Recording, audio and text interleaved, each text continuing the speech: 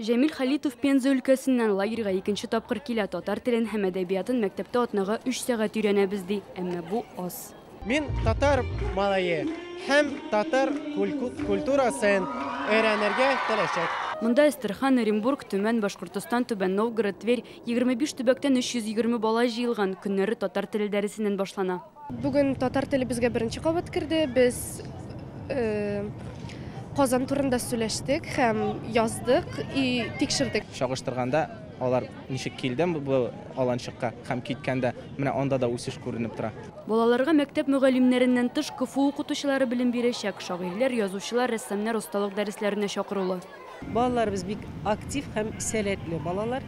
Алар ел дәврендә Мәгариф һәм фән министрлыгы тарафыннан үткәрелә торган бәйгеләрдә, фәнни-гамәли конференцияларда, олимпиадаларда катнашып, җиңүләр яулаган балаларыбыз. Җәйге ялда балаларның 1 минутта буш вакыты юк. Җыр, бию дәресләре, аннары Татарстан тарихын үзләштерәләр. Казанның истәлекле урыннарына экскурсиягә йөриләр. Бүген исә үзләре концерт куйды.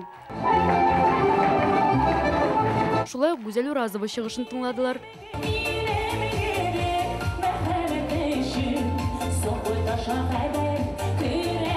Татар теле өйрәнү кирәк. Татар телен онытырга ярамый. Ул сезнең туган телегез. Аны онытсаң, тел үлә.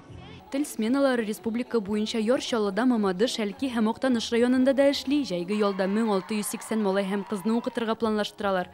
Ляна Бәхтиева, Данил Филатов, Яңа гасыр каналы.